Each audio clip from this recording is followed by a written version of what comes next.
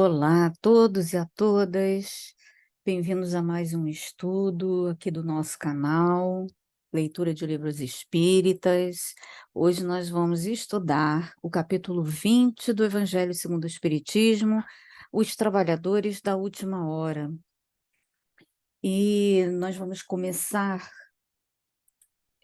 fazendo aqui menção ao que nós vamos, estudar, que seriam as instruções dos espíritos, os últimos serão os primeiros, a missão dos espíritas e os obreiros do Senhor. Então, meus irmãos, estamos nos aproximando, do Natal, e nada melhor do que falar do Evangelho de Jesus, não é mesmo? Por isso, nós vamos estudar esse tema tão maravilhoso, tão pertinente a essa época, os trabalhadores da última hora. O Evangelho que, segundo Humberto de Campos, no livro Boa Nova, diz o seguinte: é o mapa das abençoadas atitudes espirituais, o guia do caminho, o manual do amor, da coragem e da perene alegria. E o capítulo começa com uma passagem do livro de Mateus. Os últimos serão os primeiros, que foi lida agora há pouco. E na sequência nós vamos estudar então as instruções dos espíritos. Então, meus irmãos, com relação à parábola do livro de Mateus, observamos que Kardec fez uma nota, fazendo referência não só à parábola de Mateus, que no capítulo 21 e 16, como também a parábola do festim das núpcias, do capítulo 18, número 1. Né? Então, nessa nota, Kardec faz referência ao comparar, ao comparar as duas parábolas, é, observa-se, Observa-se que a premissa de ambas é a construção do reino dos céus, mas não um reino exterior, e sim um reino interior nosso. Portanto, essa parábola, ela fala da nossa relação com Deus, nosso propósito de vida, que trabalho espiritual estamos realizando. As parábolas de Jesus, elas têm o objetivo de nos despertar para a vida espiritual. Então, a princípio, nós podemos ter uma interpretação equivocada dessa parábola, no sentido de que, poxa, aquele trabalhador trabalhou o dia inteiro sob o sol e vai receber o mesmo denário, o mesmo dinheiro que aquele que trabalhou tão poucas horas, só no finalzinho, né? Então, por que essa injustiça aparente, né? E, na realidade, é, nós estamos tendo uma interpretação voltada para a vida material, quando, na verdade, essa parábola ela diz respeito à nossa evolução espiritual. Por quê? Porque Jesus não estava falando do pagamento do ponto de vista material, né? Essa parábola ela é um verdadeiro chamamento para o aprimoramento espiritual. E aí, nós nos perguntamos quem são esses escolhidos, né, que a parábola menciona? Seriam os espíritas? Não, meus irmãos, claro que não. Deus não faria diferença de todos os seus filhos, jamais separaria os seus filhos por castas, jamais. Os escolhidos são aqueles que se modificaram, que tomaram consciência da importância do amor, da caridade, do perdão, não importa em qual religião você esteja. Se você se deu conta da sua importância nesse sentido, do amor, da caridade, do perdão, você se modificou, você é um trabalhador da última hora, você é um dos escolhidos, né? Então, no livro Boa Nova, o espírito Humberto de Campos, ele fala lá no capítulo 3 das primeiras pregações, de um pequeno diálogo dos sacerdotes com Jesus. Eu vou ler aqui para vocês. Ele diz o seguinte: Sentado como um peregrino nas adjacências do templo, Jesus foi notado por um grupo de sacerdotes e pensadores ociosos que se sentiram atraídos pelos seus traços de formosura, originalidade e pelo seu olhar lúcido e profundo.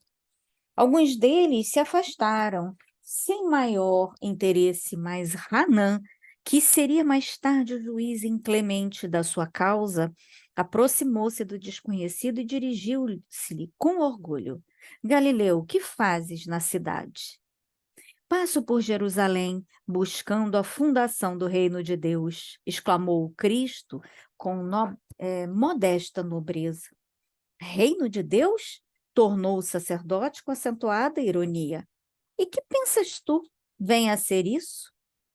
Esse reino é a obra divina no coração dos homens, esclareceu Jesus com grande serenidade. Portanto, meus irmãos, vemos que as parábolas, elas estão interligadas com um só objetivo, convidar-nos à renovação interior. A solidariedade das horas e a importância de cada hora no progresso da Terra quer dizer que não há privilégios na distribuição dessas horas. Cada um, né, deve saber o que fazer para aproveitá-las, dando qualidade a elas, sem se deter nas futilidades, né? É claro, meus irmãos, que a gente precisa descansar, nós somos matéria, precisamos de descanso, né? O próprio André Luiz, em suas obras, ele descreve os ambientes do mundo espiritual como mundos tão ricos e maravilhosos, em que os irmãos, nas suas horas de folga, assistem concertos, passeiam pelos jardins, quer dizer, eles têm esses momentos de descanso, de renovação das suas energias para a volta ao trabalho. Então, por que que nós não poderíamos ter, né?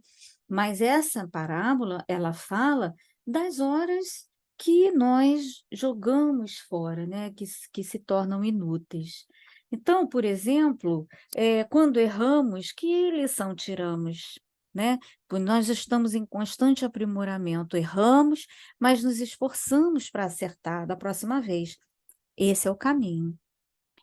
Emmanuel diz que o tempo, né, lá no livro Caminho, Verdade e Vida, que o tempo é uma ferramenta à disposição de todos, sem distinção. E quando Jesus diz que o Pai contratou os trabalhadores, cada um à sua hora, é em respeito a essa hora, né, de que cada um precisa para se desenvolver, pois cada um tem o seu momento, né? Então, esse pai de família da parábola é Deus, a vinha é toda a humanidade, e o trabalho, todo o trabalho no bem é a conquista das virtudes, né? E por que alguns trabalhadores levam mais tempo e outros menos tempo para concluir o trabalho nessa vinha, né? O que nós queremos dizer é que para cumprirem seus deveres para com a lei divina, né? Aqui na Terra somos todos muito diversificados, então será que nós todos temos o mesmo tempo? Não, né? Então, por quê? Porque cada um possui uma evolução espiritual. Uns precisam de mais tempo que os outros. E o pagamento, na realidade, o pagamento significa a conquista do reino dos céus, ou seja, a plenitude espiritual que nós estamos buscando. Nós só alcançaremos essa plenitude, meus irmãos, pelas lutas, pela perseverança no bem, pelo conhecimento, pela transformação moral. Nunca, jamais, por privilégio, por concessão de qualquer natureza. A transformação moral, ela é obtida através das inúmeras reencarnações.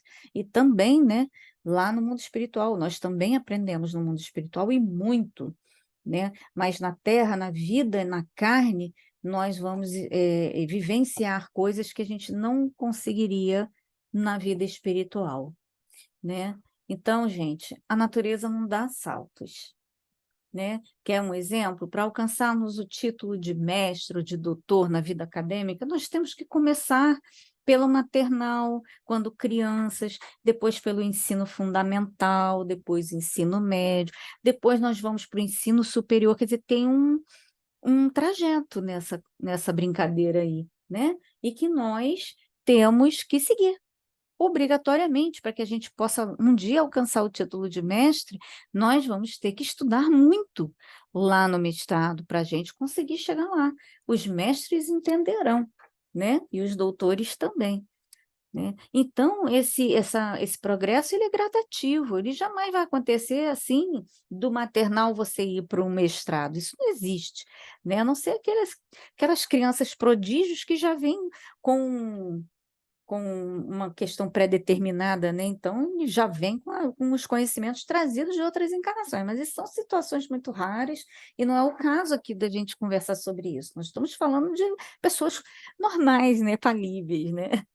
Então, meus irmãos, essa parábola, ela nada mais é do que um convite que o Senhor faz ao trabalho que cada um de nós deve executar. Há 2000 anos, Jesus nos convida. E quantas vezes nós adiamos o nosso progresso? Porque, gente, não há progresso sem trabalho. Tá? A pergunta 674 do Livro dos Espíritos, no capítulo 3º, quer dizer, o Livro dos Espíritos tem um capítulo só para tratar da lei do trabalho. Então, a questão 674, ela fala o seguinte, Kardec faz a seguinte pergunta aos espíritos: a necessidade do trabalho é lei da natureza? E a resposta dos espíritos: o trabalho é lei da natureza, por isso mesmo que constitui uma necessidade, e a civilização obriga o homem a trabalhar mais, porque ele aumenta as necessidades e os gozos.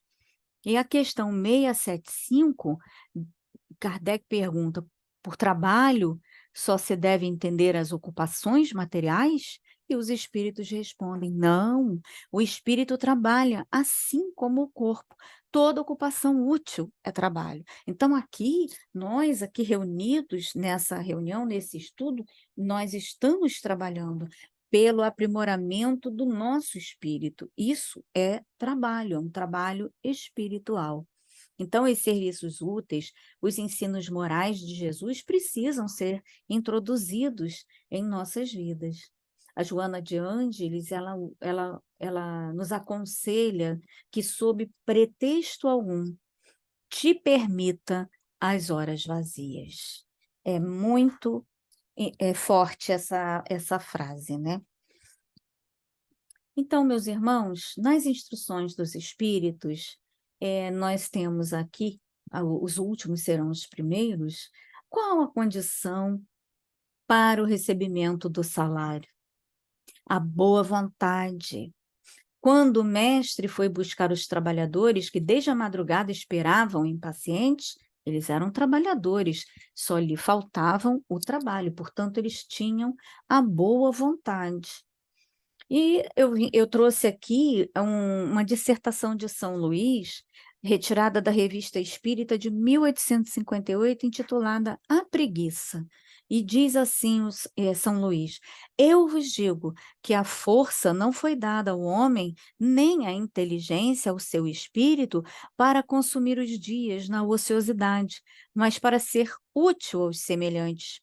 Ora, aquele cujas mãos estivessem desocupadas e o espírito ocioso será punido e deverá recomeçar a sua tarefa. Então, aquela pessoa, né, cuja ação destrutiva vai atrapalhar o trabalho na vinha, será convidada a se retirar e recomeçar, porque o planeta não pode esperar por ele, o planeta está evoluindo, né? E todos os irmãos estão evoluindo. Então, Constantino mostra que o Senhor diz a esse trabalhador: recomeça, pois, a aprender, e quando estiveres mais disposto, virás a mim, e eu te abrirei meu vasto campo, e tu poderás nele trabalhar a toda hora do dia. Portanto, ele, Jesus é todo misericórdia e bondade, que ele está nos oferecendo sempre a chance de recomeçar, não é? Toda misericórdia, né? Então, meus irmãos, há quantos séculos, né, os trabalhadores, nós, né, trabalhadores da vinha do Senhor, estamos sendo chamados e recusamos esse convite, né? Henri Heine nos ensina que tal é um dos verdadeiros sentidos dessa parábola que encerra, como todas as que Jesus dirigiu ao povo, o germe do futuro e também, sob todas as formas, sob todas as imagens, a revelação dessa magnífica unidade que harmoniza todas as coisas no universo, dessa solidariedade que religa todos os seres presentes ao passado e ao futuro.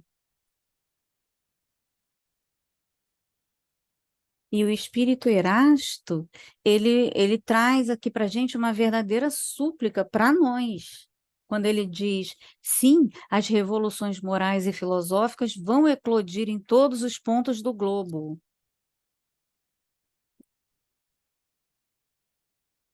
Aproxima-se a hora em que a luz divina brilhará sobre os dois mundos, que a vossa falange se arme, pois, de resolução e coragem.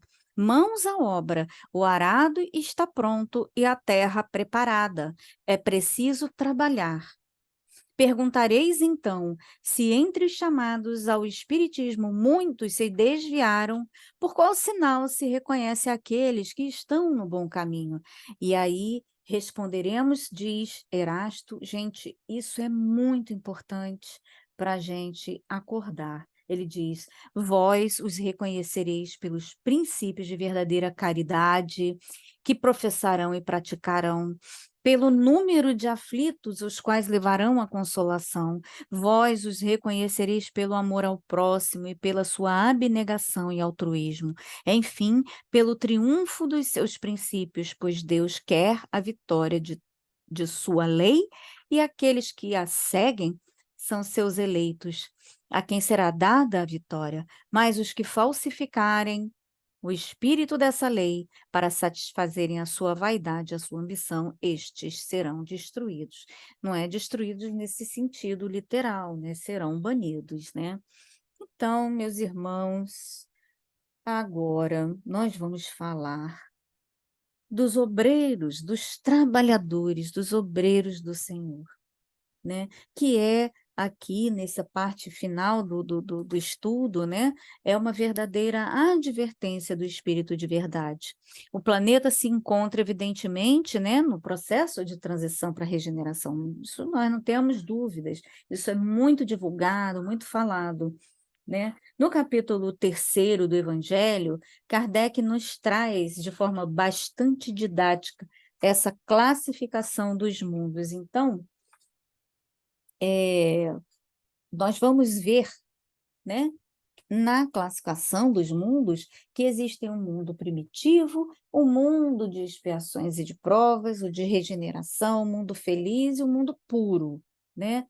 Que, o que são cada um deles? Eu vou falar rapidamente que o mundo primitivo, os mundos, né, primitivos, porque são muitos mundos primitivos, são totalmente materiais, condições de vida rústicas, desafiadoras, não tem energia elétrica, não tem água encanada, muito menos internet, né? Assim, é um mundo completamente necessitado de desenvolvimento, né? E muitos desses irmãos vão reencarnar nesses mundos porque são irmãos inteligentes, mas que se compraziam no mal, em outros mundos, né, de expiações e de provas. Então, eles vão para lá para exercer essa inteligência, para desenvolver esses mundos. E também, meus irmãos, para se desenvolverem, para se aprimorarem, né, pela dor, infelizmente, mas necessária.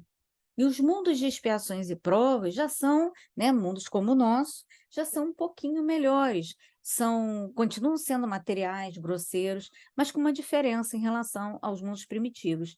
Aqui já temos a presença de seres humanos que alcançaram a idade da razão e que conseguem interferir na natureza, constroem cidades, comunidades, que trazem mais conforto do ponto de vista material, trazem a parte intelectual, né, para a humanidade. Mas esses habitantes do planeta de expiações e de provas, eles ainda são seres, nós, né, dotados de muitas imperfeições, e, portanto, o mal moral, o erro, a injustiça, os excessos ainda predominam. A expiação é o reajuste, é a reparação, o aprendizado doloroso daquela escolha mal feita, né, nos tempos idos, né? Então, as provas são as dificuldades, os desafios para desenvolver a nossa inteligência, as nossas capacidades afetivas, né? E o mundo de regeneração, né, para o qual o nosso mundo está transitando, na medida em que os seres vão se desenvolvendo espiritualmente, o mundo também se desenvolve, né? Então, são mundos em que ainda existe a expiação, mas os seres que ali habitam já não querem mais aprender pelo mal, né? Já estão exaustos, esgotados, querem aprender pelo amor, querem se refazer, querem fazer o melhor, né? Então, nesses mundos, os espíritos são como convalescentes de uma doença, né? Mas ainda estão frágeis, né? Mas eles querem viver com mais bondade, né? Somos nós, né? Eu acho, né? Eu acredito, né? Que sejamos nós. Então, o bem começa a se sobrepor ao mal, mas ainda há o que expiar, né? E a vida ainda é material, carnal, biológica, né? Já os mundos felizes, né? Os mundos ditosos, o bem já predomina, né? Ainda existe o mal, mas é uma exceção. A regra é o bem, né? Então, a vida já não é mais material, não é mais biológica, quer dizer, você é um corpo sutil, né? Os mundos são mais aperfeiçoados. Muito interessante, né? Essas explicações são todas de Kardec. E os mundos puros, né, celestes, são mundos onde não existe mais o mal. O bem reina soberano, porque os espíritos que ali habitam já são espíritos purificados, né, de todas as imperfeições morais, a felicidade é plena, continuam evoluindo, mas sem as quedas, sem o mal, sem cair no mal, né? Então, meus irmãos, então vejam que há um longo percurso ainda que temos que, né, traçar, que temos que seguir, né? Mas a boa notícia é que o planeta um dia será um mundo celeste, né? Como disse Divaldo, todos nós, sem exceção, um dia seremos anjos. Fica a dica. Depois da transição planetária, iremos para mundos de regeneração, depois para mundos ditosos, depois celestes. Então, meus irmãos, não adianta querermos nos apressar, porque tudo tem uma programação e uma evolução espiritual. Igual aquela história da vida acadêmica, você não vai ser doutor se você não começar pelo maternal, pelo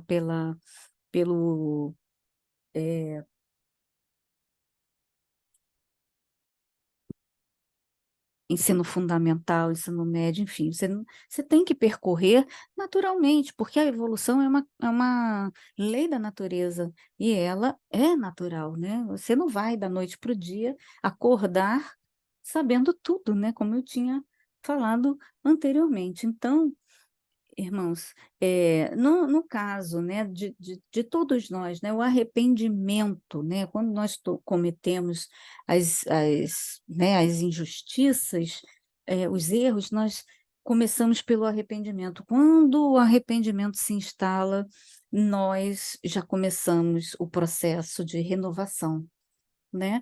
Porque o arrependimento dotado de esperança numa modificação, não aquele em que você vai ficar mergulhado na culpa, porque a culpa não ajuda ninguém, não evolui ninguém. Então, você se arrepende, depois você vai para a expiação e depois a reparação. Não existe isso de você ser perdoado, ó, você está perdoado, acabou, vira as costas, vai embora, acabou. E aquela pessoa que você prejudicou, você precisa reparar. Existe uma lei de causa e efeito, que também é uma lei da natureza, e nós vamos, invariavelmente, eh eh, estaremos invariavelmente sujeitas a ela, né. Então, o que a Terra está passando agora, esse turbilhão que está acontecendo, não é novidade. Não é nenhuma novidade. São milhares de mundos nesses degraus, sejam de expiações, de regeneração. Deus administra todos esses mundos. O universo é infinito, com seus infindáveis mundos. Então, quando Jesus vem à Terra e nos fala dos trabalhadores da última hora, ele está se referindo à última hora do mundo de expiações, né. Por quê? Porque o planeta vai dar o próximo passo, vai se transformar em regeneração. E Jesus falou isso há 2000 anos. Então, nós podemos aqui pensar que é uma evolução realmente bastante lenta na nossa visão de material, né, mas não é não, tá. Mas nós estamos nela, somos, né, felizes por estarmos nessa transição, então a gente vai evoluir junto. Agora, tem aqueles irmãos ainda resistentes que se comprazem no mal. Esses serão conduzidos a outro mundo, em fase primitiva, para o mundo que está em transição para expiação e prova, né? Para quê? Para se melhorarem, se reciclarem, né, como eu tinha dito, igual ao aluno que foi mal na escola e é reprovado, então ele vai, o que que vai acontecer com ele? Ele vai repetir o ano, ele vai começar tudo de novo, né.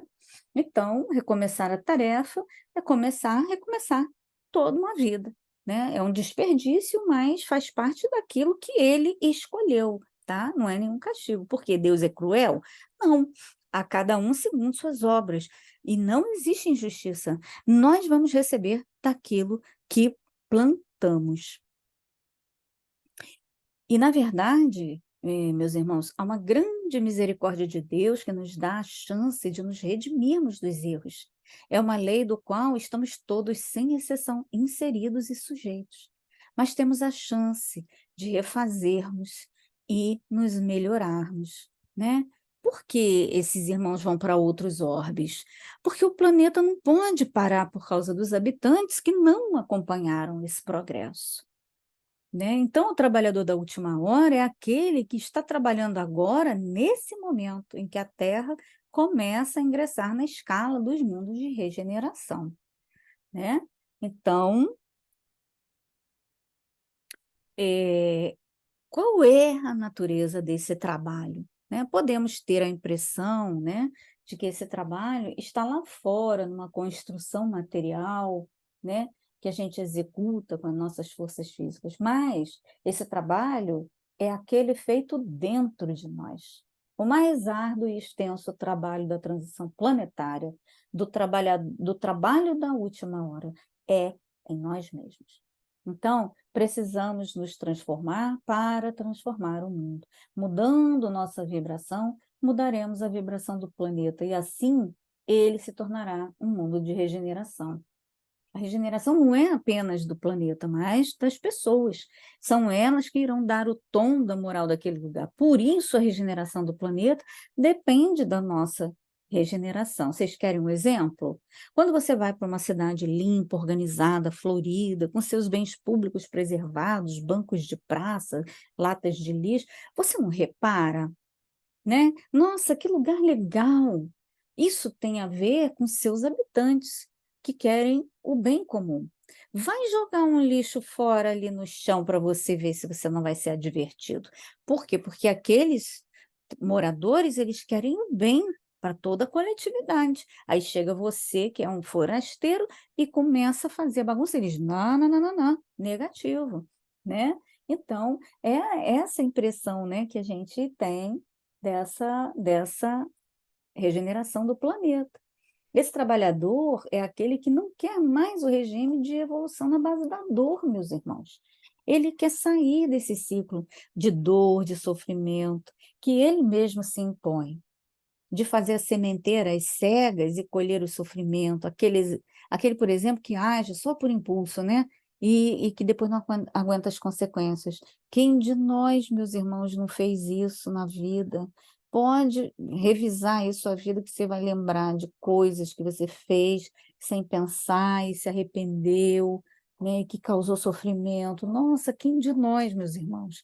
Isso acontece no convívio familiar, nos relacionamentos amorosos, nos fóruns estão cheios de casais desiludidos. Na vida financeira, quando você recorrentemente comete erros financeiros e a sua vida fica para trás e você está sempre endividado, seus amigos todos viajando e você não, né? Então você se cansa de ficar naquele círculo e quer sair, pronto, você está fazendo a transição.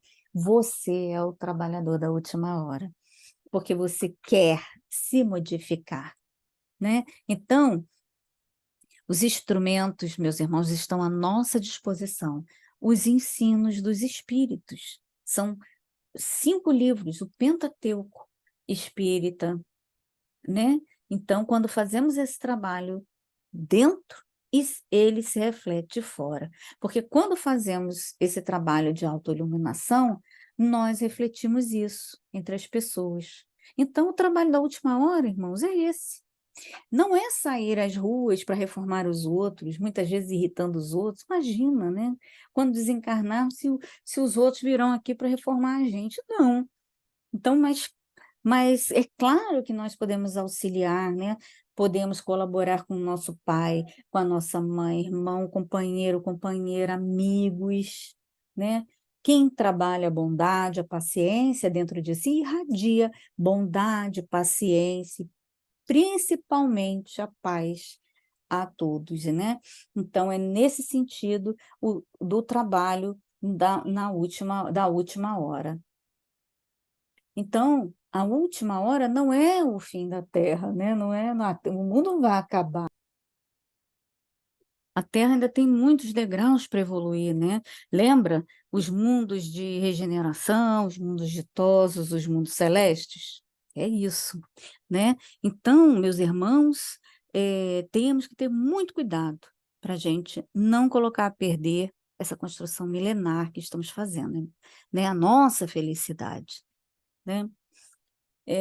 No livro Pensamento e Vida, capítulo 7, Emmanuel nos explica que trabalho-ação transforma o meio e trabalho-serviço transforma o indivíduo.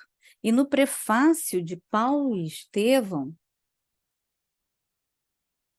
no prefácio do livro Paulo e Estevão, Emmanuel diz: o mestre chama-o da sua esfera de claridades imortais. Paulo tateia na treva das experiências humanas e responde: Senhor, que queres que eu faça? Entre ele e Jesus havia um abismo que o apóstolo soube transpor em decênios de luta redentora e constante. Demonstrá-lo para o exame do que nos compete em trabalho próprio a fim de ir ao encontro de Jesus é o nosso objetivo. Recordemos que Jesus, cuja misericórdia e poder abrangiam tudo, procurou a companhia de 12 auxiliares a fim de empreender a renovação do mundo. Então, meus irmãos, que maravilha essa parábola do trabalhador que nos faz refletir no quanto temos que aproveitar as oportunidades do trabalho no bem, na vinha do Senhor, né? Através da justiça da reencarnação, que é a oportunidade que temos para reparar nosso passado e nos reajustarmos à lei divina. Temos que florescer onde formos. Temos que florescer onde fomos plantados e distribuir os frutos. Assim é a parábola de Jesus no livro de Mateus. O amor de Jesus na parábola da mulher hemorroíça né? Olha que lindo! Quantos de nós queremos apenas esticar nossas mãos para tocar as vestes de Jesus em sinal de fé? A mulher apedrejada, a misericórdia de Jesus em nos auxiliar, mesmo depois de tudo que fazemos, tudo que fizemos, né?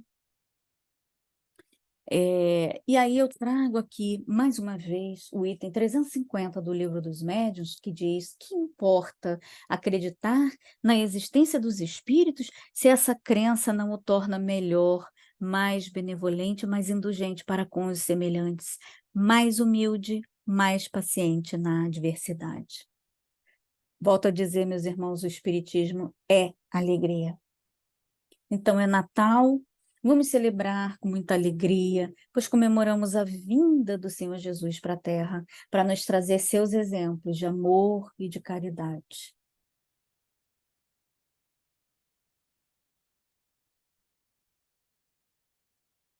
E aqui eu relembro o Evangelho de Lucas, capítulo 2, versículo 14. Glória a Deus nas alturas, paz na terra, boa vontade para com os homens. Não às guerras, meus irmãos, sim à paz. E para finalizar, uma mensagem de Natal, apenas um trecho, né, do livro de Humberto de Campos, né, o livro Boa Nova, no primeiro capítulo, em que Humberto de Campos descreve como a Terra se preparou anos antes para a chegada de Jesus. E ele diz assim, eu só vou fazer uns trechos: ia chegar à Terra o sublime emissário. Sua lição de verdade e de luz ia espalhar-se pelo mundo inteiro como chuva de bênçãos magníficas e confortadoras. A humanidade vivia então o século da Boa Nova. Era a festa do noivado a que Jesus se referiu em seu ensinamento imorredouro. É por esse motivo que o Evangelho de Jesus, sendo o livro do amor e da alegria, começa com a descrição da gloriosa noite de Natal e termina com a profunda visão da Jerusalém libertada, entrevista por João nas suas divinas profecias do Apocalipse. Então, meus irmãos, muito obrigada pela noite, pelo estudo, que os benfeitores possam iluminar a todos nós e um feliz Natal para todos. Muitas felicidades. Muito obrigada e uma boa noite.